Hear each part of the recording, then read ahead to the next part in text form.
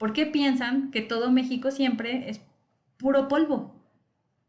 Que todos estamos en guaraches y que todos comemos... Ah, porque además se comen un nopal. En la de Cry Macho, se comen un nopal.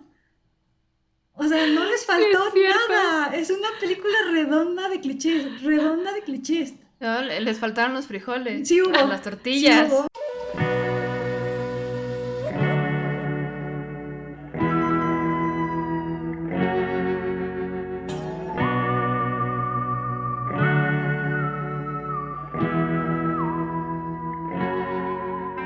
Hola, yo soy Morlo. Y yo soy María, y si a ti te gusta analizar tus películas favoritas, este podcast es para ti. Y hoy, en lugar de analizar los tropes, arquetipos o tramas que por lo general analizamos en las cazaclichés, vamos a irnos directo al cliché, un cliché muy, muy molesto, que es México sepia. Como constantemente Hollywood retrata a México, aunque también a países latinoamericanos y básicamente cualquier país que sea considerado tercer mundo, con este filtro amarillo espantoso, y en cómo eso ayuda a perpetuar estos estereotipos horribles que tienen sobre los latinos o los mexicanos o en fin. Y hoy está con nosotros de invitada una compañera a la cual queremos mucho, Esme. Bienvenida, ¿cómo estás? Hola, estoy súper bien. ¿Cómo están, chicas? Es un placer participar en su podcast. Estoy muy emocionada porque esta es mi primera participación. Espero hacerlo increíble, espero que no se aburran y que les guste mucho y nos escriban en nuestras redes sociales para que nos platiquen si están de acuerdo o no, y si nos quieren alabar, criticar, todo será bienvenido. Cuéntanos un poquito de ti, Esme. Bueno, yo, además de ser escritora en Cinema Saturno, en este hermoso portal de cine, yo estudié comunicación, me encantan los gatos, me encantan los deportes, y de lo que más me gusta escribir para el portal es sobre temas principalmente de derechos sociales, derechos civiles, películas que quieran aportar algo a la sociedad y que enseñen algo bonito principalmente, y también un poquito de western. Y creo que ya hay deportes. Creo que soy de la que más escribe de deportes en el portal. Me gustan mucho. Así es. Es cierto, no lo había Sí, pensado, tenemos varios artículos de deportes y creo que todos los has escrito tú. creo que sí. Este, Y de carreras de Y de me autos. gusta carreras de mucho, autos. ajá, me gusta mucho el fútbol, me gusta mucho la Fórmula 1. eh, Ujú. eh, bueno, escribí una sobre una serie de americano, no porque me guste el americano, pero justamente tiene que ver con esta parte de la segregación racial y de cómo Kaepernick hizo su protesta y cómo lo echaron fuera de los 49 de San Francisco por tratar de hacer cambiar de mentalidad justo en la era Trump a los estadounidenses. Bueno, así que ya lo saben, si quieren un artículo especializado en segregación o deportes, busquen el perfil de Esme en cinemasaturno.com. Sí, así es. Creo que este podcast surgió en primera instancia porque hace unos meses me enteré del estreno de la nueva película de Clint Eastwood. Debo decir que yo soy muy fan de este señor porque hay películas que me parecen increíbles que él ha dirigido.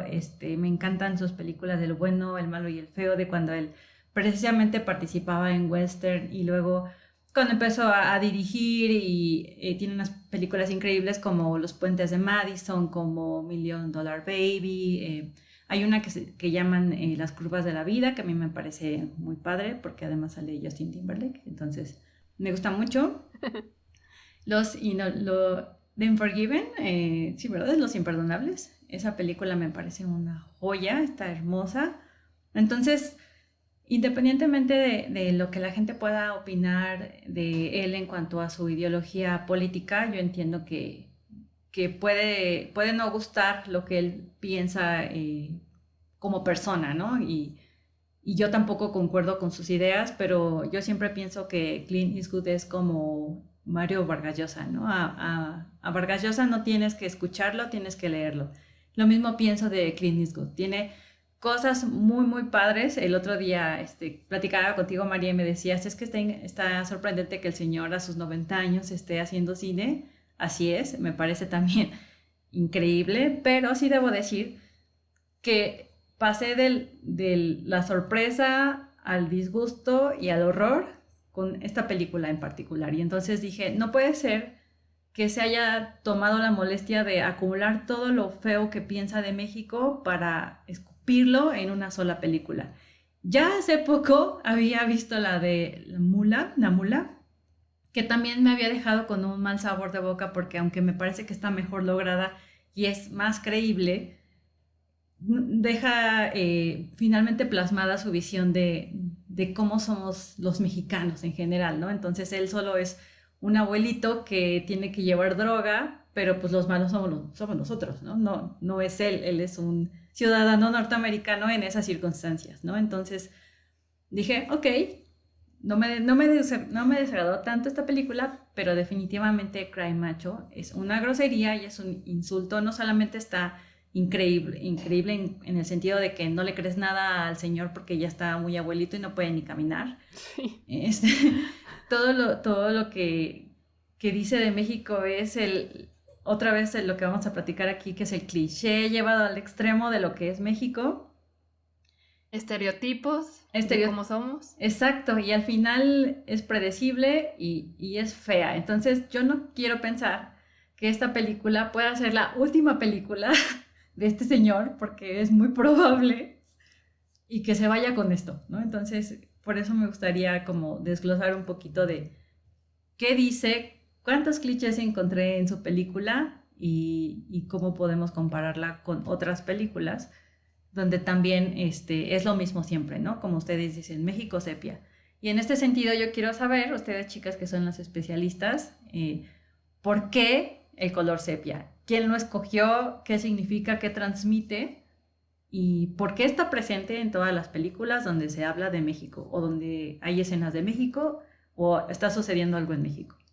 ¿Por qué sepia? ¿Por qué no rojo? ¿Por qué no sé?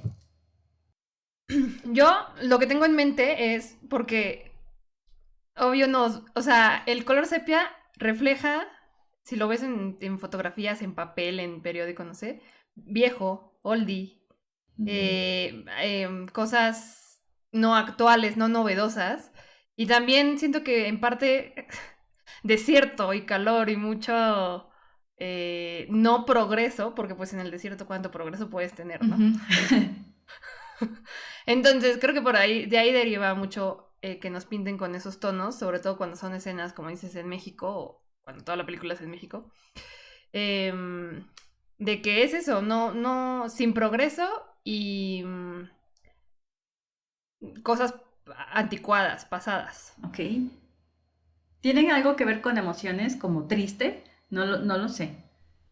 Sí, lo que pasa es que la colorimetría en el cine es obviamente muy, muy básica, ¿no? Y tiene su psicología del color que muchos directores lo utilizan como base en una narrativa visual, como por ejemplo Wes Anderson, que le encantan estos colores vivos, pero también tiene estas historias donde necesita más colores pasteles o más colores, etc. En su última película, The French Dispatch, por ejemplo, está muy padre cómo utiliza esos cambios de color para referirse a las diferentes épocas que está contando. Y eso es algo que o sea, lo vemos todo el tiempo en el cine, ¿no? Se puede utilizar los tonos fríos, por supuesto, para hablar de un lugar en donde está nevando o está lloviendo, pero también las emociones, qué significa que esté nevando y lloviendo para la mayoría, pues psicológicamente nos da esta impresión de que estamos tristes y ponen a esta persona o este protagonista viendo a través de la ventana mientras llueve. Es así como un cliché muy,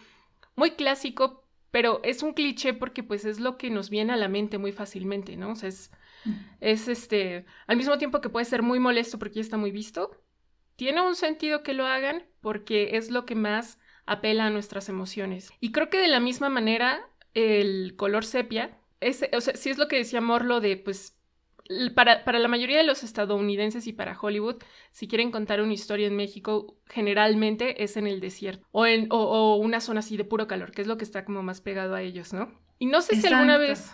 Sí, y no sé si alguna vez les ha pasado que, por ejemplo, yo he hablado con extranjeros en el trabajo, lo que sea, y les cuento, es que tengo mucho frío ahorita, estoy en la Ciudad de México y tengo mucho frío. Y todos se ponen así como, ¿cómo? ¿Frío en México? ¿De qué hablas? Eso es imposible. O sea, ¿qué no viste las películas casi de tu país y todo ahí es un desierto? Y pues a final de cuentas se entiende si es que no conocen el lugar, pero al mismo tiempo Hollywood ayuda a estos estereotipos que al final de cuentas hacen que la gente pues sea muy ignorante en muchas cosas, ¿no? Y seguramente nosotras no estamos exentas de eso y vemos, no sé, algún tema asiático como algo que es ley, que a fuerza nos lo imaginamos así, pero en realidad son solo estereotipos que Hollywood nos ha traído porque es lo que más se consume. Claro, pero lo pude haber entendido hace muchos años cuando no había toda esta tecnología, donde ya puedes meterte a internet, donde todos estamos más interconectados y ustedes y yo sabemos que China, por ejemplo, ¿no? No sé, yo también tengo a lo mejor mis prejuicios con los asiáticos, porque nos han dicho que son sucios, por ejemplo, ¿no? No sé, cosas así.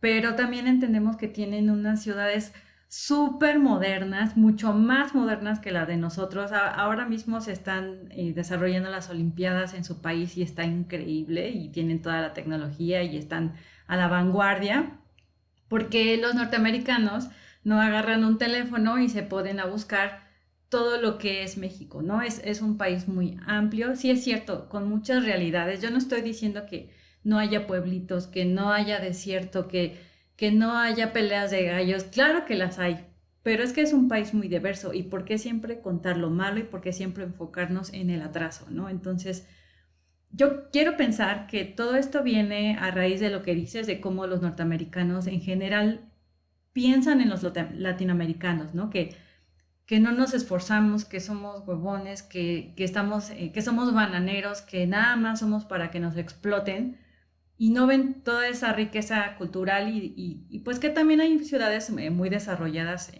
no solamente aquí, no están los de Monterrey, están, aunque hayan votado por Samuel García, disculpen por mis comentarios políticos, pero están avanzados, o sea, realmente sí tienen tecnología, la ciudad también tiene lugares muy bonitos.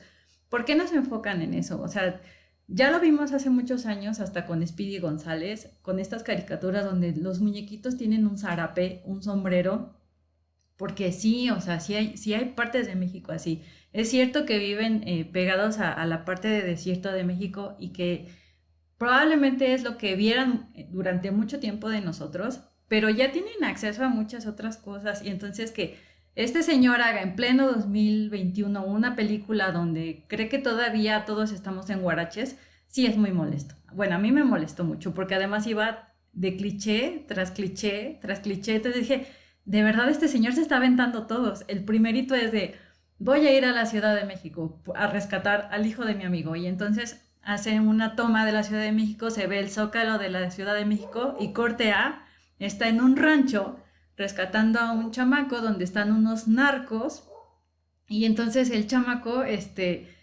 le gustan las peleas de gallo y yo digo, ok, no me voy a pelear con eso, sí hay peleas de gallo, pero por favor, la Ciudad de México ya no es un lugar donde hay pura tierra, ¿no? Entonces, yo creo que sí. Oye, Esme, pero ¿sabes qué? Digo, no es por justificar a este señor, ni los clichés, ni los estereotipos de los cuales ahorita vamos a hablar más, que hay en muchas películas, pero es que siento que eso es lo fácil, digamos, entre comillas, o pues sí, como que la zona de confort, porque y no es exclusivo del cine de Hollywood. Siento que cualquier persona que quiera contar una historia, obviamente va a contar cosas con las que ya conoce, con las que dice, pues si en México hay desierto, pues me agarro y pongo desierto porque lo digo yo y porque está más fácil contar eso que ya sé, ¿no? Uh-huh. A ir y hacer todo, como dices, una investigación o ir y en serio vivir en la Ciudad de México y ver que en la Ciudad de México no tenemos ranchos ni desiertos y así. Y porque además esa es como dices, la mentalidad no solo de los directores, sino de muchas otras personas en el extranjero. Los extranjeros, no solo Estados Unidos, sino supongo también Canadá, ciertos países en Europa o yo no sé si en Asia, seguro también nos ven así, como, pues en México solo hay desierto y burros, y andan en burro, sí. Con sombreros, ¿no? No sé. Y lo digo porque seguramente nosotros también tenemos ese tipo de estereotipos con, no sé, te voy a decir rusos, ¿no? Pues en Rusia solo hay nieve, todo es hielo y... no sé. Y todos son alcohólicos. Y beben vodka. Ajá. Son alcohólicos y beben vodka. Fin, se acabaron tus clichés o tus conocimientos de cómo son los rusos. Y por supuesto no son así, ¿no? Claro. Por lo menos o sea, no para generalizar, pero es una zona de confort o algo fácil de cómo describir una sociedad en otro país que no es el tuyo. Entonces, supongo que, o sea, eso, siento que, como decías, ¿cómo puedes poner esa historia en el pleno año 2021? Pero siento que eso nunca va a acabar. Nunca vamos a ver películas al 100% que reflejen cómo se vive al 100% un país, una sociedad, un pueblo, o lo que tú quieras, que no es que no es el propio, que yo estoy contando como extranjero, porque siempre va a haber ese tipo de estereotipos. Que claro, sí se deben de eliminar, y sí debemos de abrir panoramas, y sí debemos de explorar más, pero siento que nunca pueden terminarse. ¿Crees? Bueno, fíjate que ahora que menciona a los rusos, ¿qué les pasa a los rusos en las películas de Hollywood? Todos son malos, son mafiosos. Si hay algo que va a entrar malo a su país, o si no viene de los narcos y de acá, viene de los rusos, porque los rusos y los chinos son los malos. Entonces, contra ellos hay que atacarlos. Creo que en ese sentido a ellos les va peor, ¿eh? Porque además les traen ahí mucha tirria de agente malo ruso.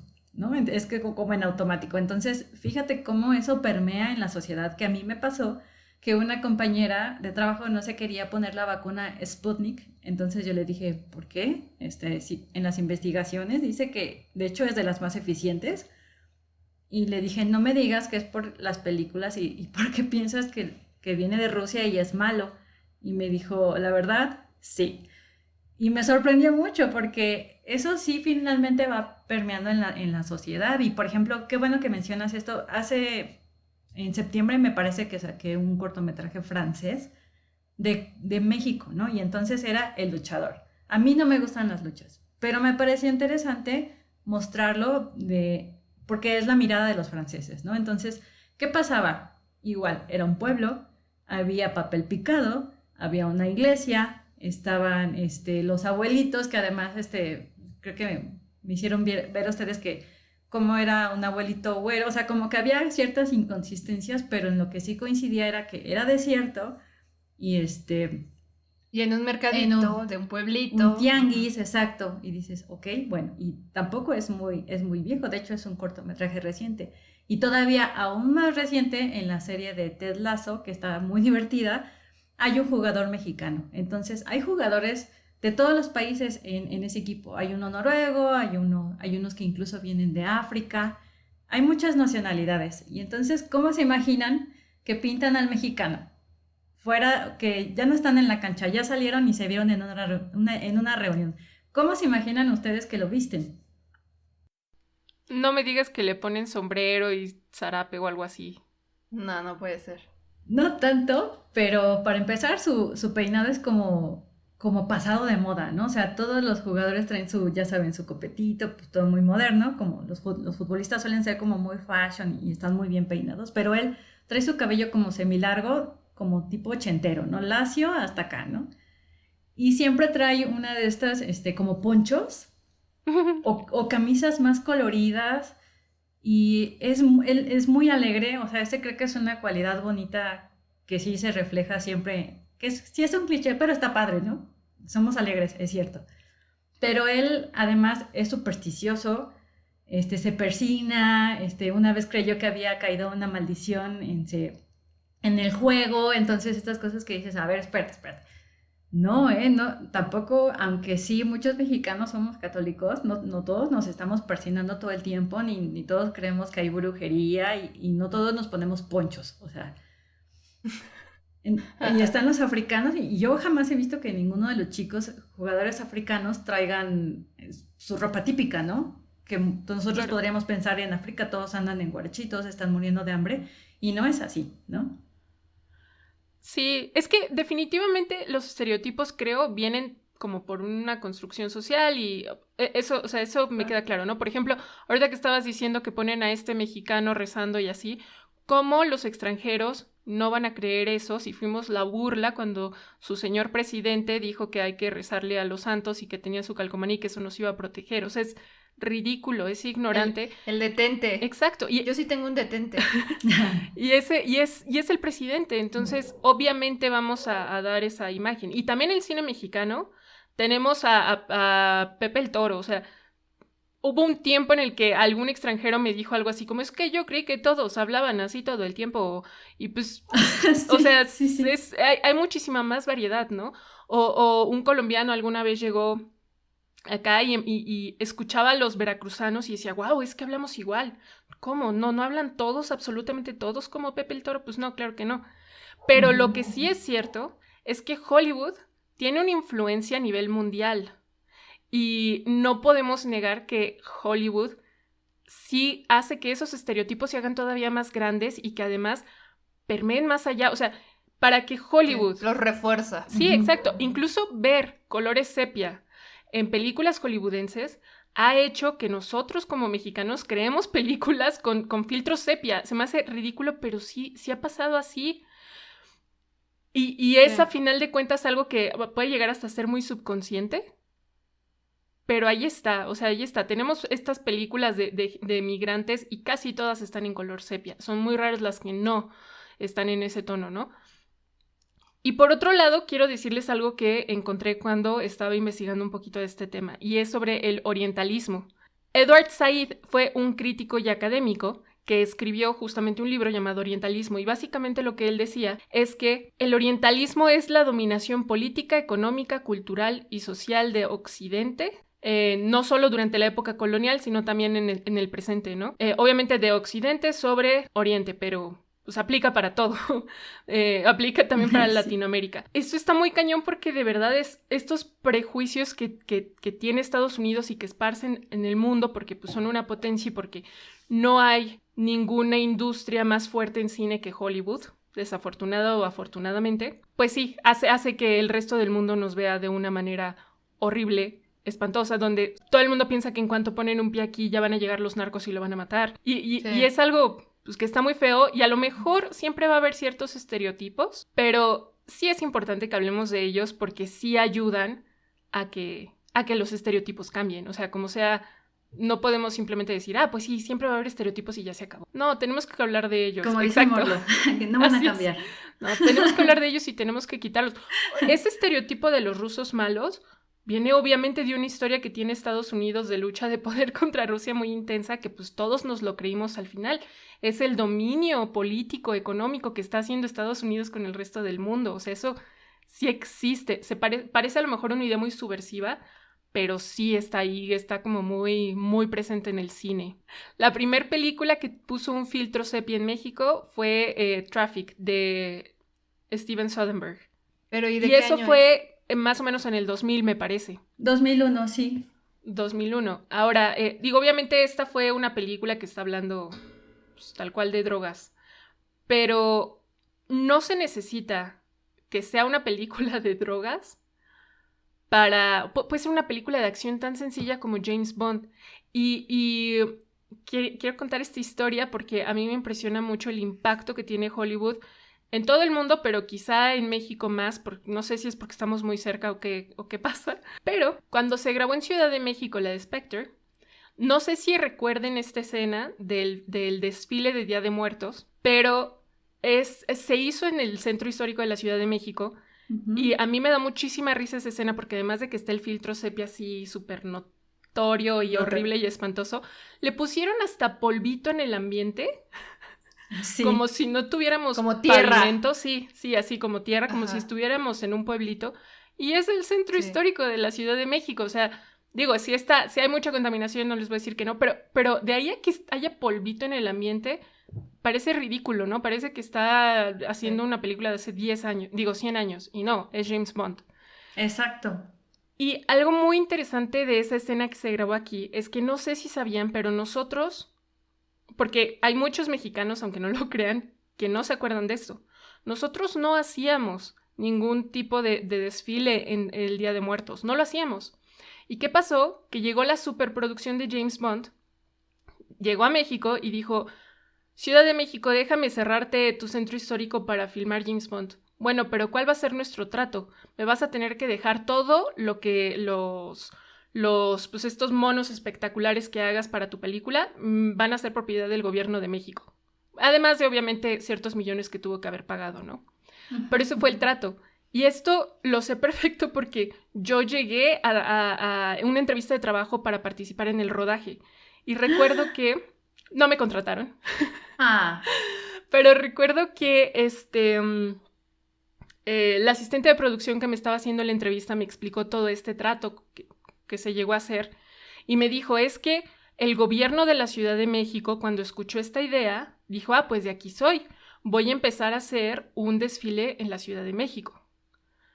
A partir de ese año fue que en la Ciudad de México se hizo este desfile de Día de Muertos y todo el mundo piensa que eso es mexicano cuando salió de una película gringa. Todo el mundo piensa que nosotros ya lo hacíamos, que era una super tradición y llegamos a tal punto que estuve en una conversación con personas de mi edad de la Ciudad de México diciéndome, no, eso tiene desde antes, eso tiene 10 años. Entonces No, es desde 2016. Exacto.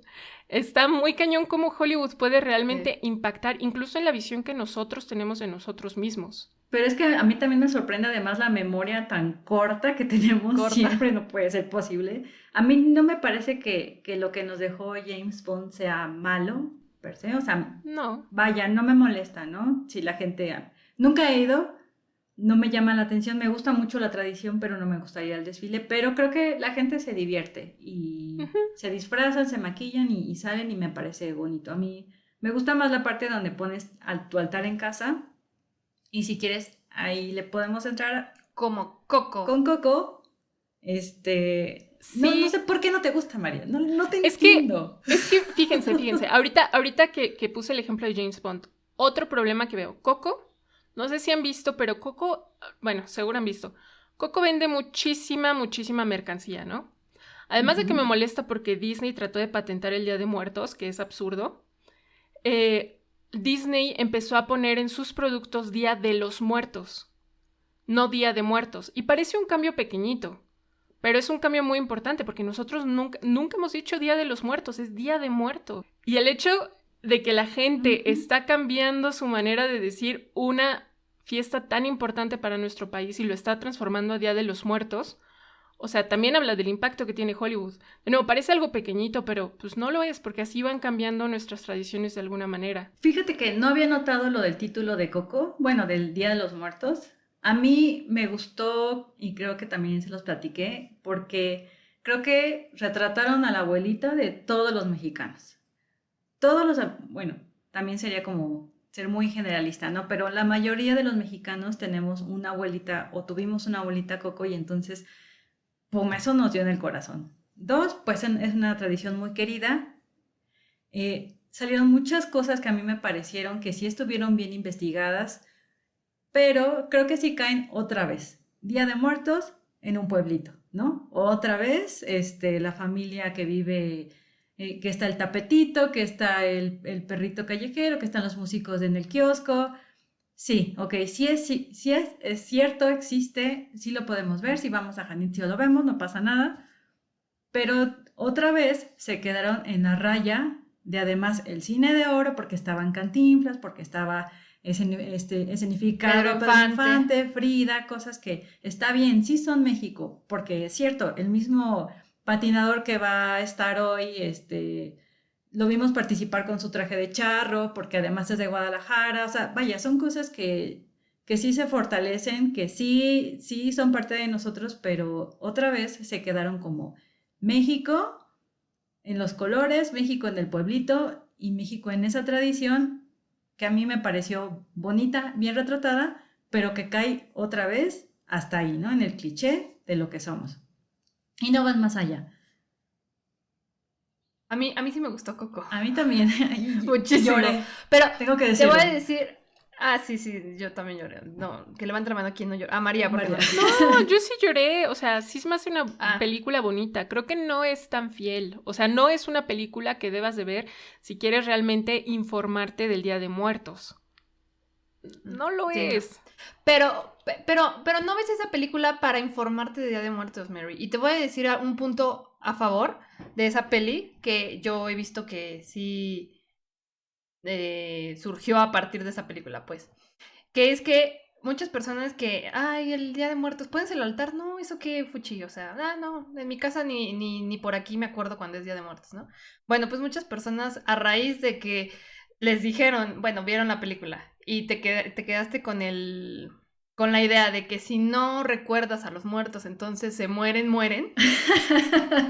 o se mueren 2 veces, o se mueren y desaparecen, o lo que sea, como nos dice Coco. Entonces, a raíz de eso, te entra el sentimentalismo y dices, ay, no, sí voy a poner mi altar porque voy a recordar a mis muertos. Yo sí conozco mucha gente que a partir de Coco, jamás en la vida habían puesto un altar de muertos, y a partir de Coco, cada año lo ponen. Solamente por esa nostalgia de no vaya a ser que mi muerto no sea recordado y pues ahora sí lo voy a recordar. Aunque sea una fotito ahí, 3 flores y 2 veladoras. Fin. Pero lo ponen. Entonces, o sea, te digo, no ves esa película para decir, hoy voy a aprender cómo es la tradición del Día de Muertos exactamente. No lo ves así. Pero sí lo ves pues para cantar un ratito, pasarla bien y dices, ay, qué bonito, se me antoja poner un altar. Fin. Ya. Entonces, te deja como esa tradición, que sí es una tradición nuestra, que no, obviamente no todos los mexicanos seguimos esa tradición, pero muchos a partir de esa ya la hacen. Mira, si me dices eso, se me hace muy triste por nuestro país. O sea, que por una película gringa hayamos retomado tradiciones como pasó con James Bond, eso es lo que se me hace triste, porque a final de cuentas, como dice Esme, lo que nos dejó James Bond, que fue un desfile que la verdad está muy bonito, que sí, la Ciudad de México chuleó un poco más para que esté más arraigado al sentimiento mexicano y todo eso, está muy bien, o sea, no está mal. Lo triste es, primera, por México, pues que hagamos cosas por ver lo que Hollywood hace y lo que Hollywood produce es algo muy triste y que sí pasa, pero eso también nos dice cómo otros estereotipos también están ahí y por qué sí hay que hablar de esos otros estereotipos que sí son muy dañinos, porque todos estos estereotipos que mencionaba Esme, a lo mejor para nosotros como mexicanos es, sí, otra vez nos pusieron el pueblito, qué bonito, sí, ajá, pero pues no, alguien lo va a ver, no sé, en Europa y van a decir, sí, todo México es pueblo, ya estuvo, eso, ya no salen de ahí y ya se acabó. Ese es el punto de hablar de los estereotipos que dejan las películas. Independientemente de que Coco sea o no sea una buena película, ese es el problema de esos estereotipos, que justo no van más allá, que seguramente es lo mismo que pasó con Encanto. Por cierto, les iba a comentar, yo no he visto Encanto, pero sí me gustaría saber qué opinan los colombianos de cómo pintó Disney a su país, ¿no? Por ejemplo, vi la de Netflix, que de hecho también escribí sobre ella, que se llama Vivo, que cuando vi el tráiler me imaginaba, ay, a mí me encanta la música cubana y me emocioné, ¿no? Dije, Cuba, me gusta mucho su historia, me gusta mucho su música, vaya, hay cosas como feas que han vivido que me gustaría que hubieran sido diferentes pero finalmente ellos tienen como esta magia de cómo es ahorita su país, independientemente de cómo puedan estar económicamente, ¿no? Y me dio mucha curiosidad. Dije, la voy a ver. Me llevé una decepción tan grande porque para ellos Cuba también es los cubanos de Miami. Y entonces yo dije, o sea, hay una secuencia de 5 minutos en el malecón y corte A, todo es en Miami. Y dije, ay, ¿por qué? O sea, ¿por qué? Digo, sin tratar de obligar a los cineastas a que hagan lo que yo quiero ver, sí fue un poco molesto, ¿no? Eso no era lo que esperaba ver, y eso que yo no soy cubana, ¿no? No sé cómo les fue a los colombianos con Encanto, pero por lo que he leído, les encantó, no lo sé. Puede ser que les pasara como los mexicanos con Coco, ¿no? No lo sé. Hay muchas, ¿Opiniones encontradas? sí, opiniones divididas, ajá. Pero sí me gustaría saber si nos están escuchando colombianos específicamente, que nos dejen en los comentarios si nos están viendo en YouTube, o si están en Spotify, pues vayan a YouTube a buscar el video y déjenos en los comentarios si creen que la película de Encanto los representa, o si los representa mal, o si sigue siendo estereotipada como es Coco para María y México. Bueno, pues hurgando en internet encontramos un artículo buenísimo de BuzzFeed escrito por Pepe Hernández y él hace una lista con 50 películas donde hablan de México o se representa México, se desarrolla en México, hay mexicanos, etcétera, ¿no? Voy a decir algunos al azar, para que sepan un poco de qué está hablando este cuate. Él publicó este artículo. 13 de julio del 2017. Muchas gracias, sí. Y creo que hace una buena recopilación, son 50 títulos de películas que hablan sobre México, como El Dorado, como La Mexicana, como Traffic, que mencionabas, María. Pero lo más padre de este artículo es que hace un conteo de todos los clichés que encontró en cada una de estas películas, y es abrumador. Por ejemplo, él pone 19 de esas 50 películas tienen narcos mexicanos. También en la de Clint Eastwood hay narcos mexicanos. 30 tienen asesinos mexicanos. También en la de Clint Eastwood hay asesinos mexicanos. 32 ocurren en el desierto. También en la de Clint Eastwood ocurre en el desierto. 14 admiten que el pavimento existe, eso incluye en El Dorado y en Apocalipto. En la de Clint Eastwood todo es tierra también. 12 tiene secuestros. Bueno, aquí él es el que está secuestrando un chamaco, pero los malos mexicanos también se lo quieren quitar y lo van a secuestrar, ¿no? Hay secuestro. 44 son películas violentas. Por supuesto que hubo violencia. 7 ocurren durante el Día de Muertos. Bueno, aquí no pasó, pero ya platicamos un poco del Día de Muertos y cómo nos ven, ¿no? 34 muestran armas de fuego. Por supuesto que hubo armas aquí. 27 muestran policías mexicanos corruptos. Bueno, aquí hasta el niño saca el billete y se lo da al policía. Y increíble, o sea, obvio tiene que haber, y además Clint Eastwood no se cansa de insultar a los policías mexicanos, ineptos, corruptos, asquerosos, que no sirven, ¿no? 40 están filmadas con filtros sepia, al menos cuando están en México. 19 muestran a militares o paramilitares asesinando a ciudadanos mexicanos en territorio nacional. Bueno, aquí nada más le faltó, 6 tienen sacrificios humanos. Casi que le faltó también. Y solo 4 de 50 hablan bien de México. O sea, sí es una cuestión tremenda de cómo nos ven. Aquí, por ejemplo, también hablaron de algo que también es lo que piensan de México, que el agua está sucia, ¿no? También lo menciona Clint Eastwood, también. La Virgen mexicana, la Virgen María, perdón, que también es algo súper arraigado en México. Bueno, aquí hasta le pone un altar, ¿no? Pero eso del agua sucia mexicana me recuerda también a una película creo que es Sexo en la Ciudad. No sé, no me recuerdo si es la 1 o la 2, que las chicas van de vacaciones a México y entonces una de ellas abre la boca para tomar agua mientras se está bañando y le da una diarrea de aquellas, ¿no? Entonces, yo sé que los de Iztapalapa me van a decir, sí, Esmeralda, el agua está sucia en México, ¿no? Pero... O sea, sucia no bebible. Ajá. Pero que si te la bebes, no te vas a morir. Ajá, no te da chorro así, ¿no? Y además ni que se hubiera tomado un litro de agua con la que se está bañando. Entonces también señor menciona así, es que el agua de México está sucia, ¿no? Y está el tapetito, y está, traen sus chamarras todo el tiempo que parece allí un zarape, y todo se lo aventó este señor. Todos estos elementos que encontró este chico en su artículo, a mí me impactó. Los condensó. Sí, los condensó y dije, no manches, está muy, muy cañón. ¿Cómo somos violentos? ¿Cómo todos somos narcos? Porque también a Clint Eastwood le están buscando droga. Claro, le están destrozando el coche los policías corruptos porque le están buscando droga. Porque tiene que haber drogas, están en México, ¿no? En México todo es droga. Entonces, la verdad está tremendo. Y yo recuerdo hace unos días ver en la serie de Narcos, hacen un flashback a 1950 en la casa de los Salinas, ¿no? Es una casa normal que pudo haber estado en cualquier barrio de dinero, porque los Salinas pues, tienen mucho dinero, en Estados Unidos, en los 50s. ¿Por qué piensan que todo México siempre es puro polvo? Que todos estamos en huaraches y que todos comemos... porque además se comen un nopal. En la de Cry Macho se comen un nopal.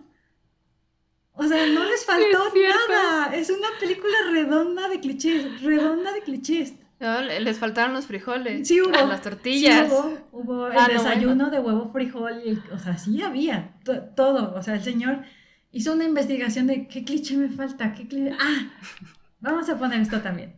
Eso sí. Como dices, nada más le faltó lo de los sacrificios humanos, pero nada más porque no había mayas ahí. Exacto. Oye, pero... Eso sí, perdón, eso sí, el interés romántico de Clint Eastwood, que además es como 30 años menor que Clint Eastwood, una así mujer preciosísima modelo, nada más que es morenita, porque si no, pues no puede ser mexicana, ¿no? Pero preciosísima modelo en su traje típico, Sí, exactamente. falda y rebozo y trencitas. Ajá, exactamente. Entonces él se enamora de esta mujer, sensual mexicana que también es viuda, pero antes, déjame contarte, Pau, que una mujer muy joven, de, no sé, 40 años, ¿te gusta María? Que es una de los malos, ¿no? Entonces ella, muy, muy exuberante, de estas mujeres así súper sabrosas, mexicanas, candentes, porque además también nos pintan como fáciles, pues sí, también las pinta aquí fáciles. Entonces esa mujer preciosa se le insinúa a este señor que no puede ni caminar. Entonces dices, no es posible. O sea, este señor hace miles de años que obviamente no me va a responder. O sea, como por qué tendría que seducirlo, ¿no? Si ya no Oye, tiene ni pelo. por lo menos no le pusieron bigote, ¿no? Digo, ya nada más le faltaba eso, de que también somos bigotudas, ¿no? Ah, sí, es cierto, porque ya ves que los italianos, bueno. Oye, antes de pasar a la reivindicación, rápidamente, quería decirte, Ajá. Esme, que cuando hablamos de todo eso de cómo para los gringos, bueno, para los estadounidenses, el agua de México es así, casi, casi Mortífera. veneno, ajá. Estaba leyendo un artículo de la BBC que ojalá lo hubiera guardado para pasárselos, pero digo, o sea, si alguien lo quiere leer, basta con que googleen un poquito, ¿no? Es un artículo de la BBC, en donde el escritor empieza a explicar cómo hay investigaciones en donde realmente el agua en México es tan potable y tan bebible como cualquiera de Estados Unidos. Obviamente sí hay lugares en donde tenemos muchos problemas de agua como en Iztapalapa y en fin, o sea, sí somos un país como todo el mundo está sufriendo por agua ahorita, pero en nuestro país sí estamos teniendo estos problemas muy graves. Pero en un hotel de 5 estrellas al que fueron estas mujeres en Sex and the City, el agua de hecho sí se puede beber sin mayor conflicto porque justo en México tenemos todo este tema capitalista en donde somos el país que más consume agua embotellada. Es toda una industria Ujú. importante para nuestro país, entonces, por supuesto, como capitalismo, pues no se puede dar el lujo de decir, no, dile a los mexicanos que sí pueden tomar agua de la llave porque pues se les cae todos los milloncitos. Tienes toda la Entonces, razón. está cañón, ¿no? Sí, ya había leído eso, que podríamos, tendríamos la capacidad de abrir la llave porque además, a lo mejor nosotras no nos acordamos, pero me han contado así personas de antes que, ¿se acuerdan de esos bebederos que están en las calles? Pues es que sí, los administra o los suministraba más bien agua pues de la calle, de la tubería, y la gente en cualquier parque se podía agachar a beber agua. Pues porque todo el mundo la podía tomar y tienes razón, entraron estas personas que la embotellan y te la van a vender. ¿Qué pasa con el agua? Pues está sucia, la tienes que purificar. Exacto. Pero, ¿sabes de dónde, a partir de qué fecha surge más el consumo de agua embotellada en México? No, no sé. Fue cuando fue el sismo del 85, Mm. porque sí hubo cañerías y tubos de agua que se rompieron y entonces el gobierno decretó que no era, pues no que no fuera sano, sino que pues no sabían si esa agua sí iba a estar limpia o no, ¿no? Contaminada. Por el hecho de... Ajá. Qué interesante. Y a partir de ahí, las embotelladoras dijeron, buenísimo, no sabes si puedes beber de esa agua, ¿no? Toma, compra, compra, compra, compra. De aquí Sí, somos. Pues, y todo esto reforzado con el cine que consumimos y así, hasta nosotros creemos que nos vamos a morir si tomamos agua de nuestra llave. exacto. Entonces, bueno, podemos partir de ahí y también, como vimos, algunas producciones, superproducciones que quieren enaltecer las tradiciones, que eso también, aunque caen en clichés, pero se esfuerzan, ¿no? Ya mencionamos a Coco. Y por último, creo que más bien donde tiene que venir ese trabajo de mostrar quiénes somos, pues somos nosotros mismos, ¿no? O sea, creo que el cine mexicano también adolece si van a ser historias buenas, que tenemos muchas, son historias pues que son de sufrimiento, ¿no? De ya no estoy aquí, Amores Perros, donde hay pues pobreza, hay violencia y son las que más nos aplauden. Apenas Sin Señas Particulares, la película de Netflix que está súper bonita, que se llama Noche de la Luna, o... ¿Noche de Fuego? ¿Dices? Noche de Fuego, exacto. O sea, son películas muy bonitas, pero muy tristes, ¿no? De los problemas que padecemos en México. Entonces, bueno, es ese cine o es el cine de Derbez, ¿no? El cine de las mujeres que se descubren a la menor provocación y todo el tiempo son groserías y entonces salen estas chicas de... Ay, no me acuerdo cómo se llaman las clásicas. Y una es Aislinn Derbez, es la otra, que no recuerdo su nombre, la verdad no veo como mucho este cine mexicano moderno, donde pues son personas como en cualquier otra parte del mundo, pero son historias chafas, ¿no? Que no van a salir de aquí. Entonces, ¿cómo vamos a mostrar al mundo que hay otra cosa que no son zarapes y desierto, ¿no? Porque nada más tenemos estas historias románticas feas, ¿no? Que nadie quiere ver, o por lo menos que sí tienen su arraigo y tienen su público, pero pues la verdad no aportan nada a nuestro cine. Entonces, si no son las historias tristes que nos duelen en México, que hay que mostrar en México, son estas historias de la risa fácil, ¿no? Y también hay un corte a los cineastas más grandes que tenemos, que están haciendo cine en otros países, como Guillermo del Toro, que sus historias son fantásticas, que están hermosas y maravillosas. O otro acercamiento que tuvimos es la de Roma, que muestra a un México en una década donde seguramente Clint Eastwood cree que estábamos en burros. Seguimos viviendo. Exacto. Creo que sí va a partir que los mexicanos tenemos que romper con esos clichés contando historias bonitas, buenas, de cómo es México, sí en este amplio abanico y en todas estas, en toda esta diversidad que hay, ¿no? Porque sí hay, pero hay de todo, ¿no? Y que se enfoquen en lo positivo. Yo concuerdo contigo, Esme. Enfocándose más en lo positivo. Porque no estamos negando que los clichés que mencionamos existan, ¿no? Pero, no existen tan forzados como los ponen. No existen en todas partes, no es así México en todas partes. Y dos, pues no hay que solo enfocarnos, como decía, en lo malo y en todas estas cosas anticuadas y pasadas y como nos pintan en México, sino también en todo lo positivo y lo diverso y cultural que tiene no solo México, sino cualquier otro país, ¿no? Claro. Yo creo muy importante mencionar aquí que estoy totalmente de acuerdo, ¿no? Un gran porcentaje de las películas nacionales pues tienen estas temáticas horribles, o la risa fácil me parecieron como los extremos ideales, no los pudiste describir mejor. Pero sí hay que considerar que todas estas películas como Noche de Fuego, como Ya no estoy aquí, etcétera, sobre todo Noche de Fuego a mí se me hizo una película muy muy importante porque habla de temas que son reales, que están pasando en nuestro país y que necesitamos hacer que salgan. Pero también entiendo que llega un punto en el que sería bueno que produjéramos cine que traiga más cosas, ¿no? Por ejemplo, cine fantástico. Aquí en México la verdad es que no llega a muchos lugares, ni siquiera llega a muchas salas de cine, por desgracia, ¿no? O también tenemos, por ejemplo, Los Lobos, que Los Lobos sí habla de tema de migración.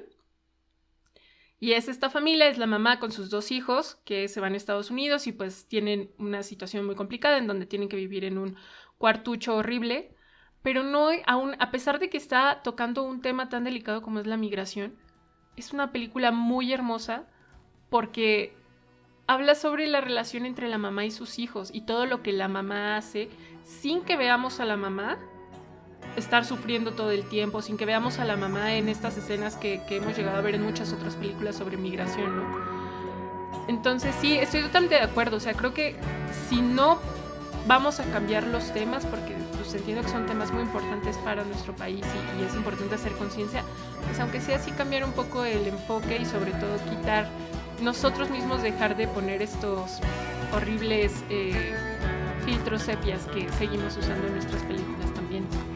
Podemos empezar por ahí. Sí. Podemos empezar por quiten el filtro sepia y la tierrita de la Ciudad de México. Sí, vamos a hacer un hashtag fuera el filtro sepia o algo así, para que ya, por favor. Las Cazaclichés es una producción de Cinema Saturno. Si te gusta nuestro contenido, suscríbete a nuestros canales de Spotify y YouTube. También encuentra en nuestro sitio web cómo apoyarnos mediante Patreon o Buy Me a Coffee. Búscanos en redes sociales como @Cinema Saturno y escríbenos tu opinión o sugerencias.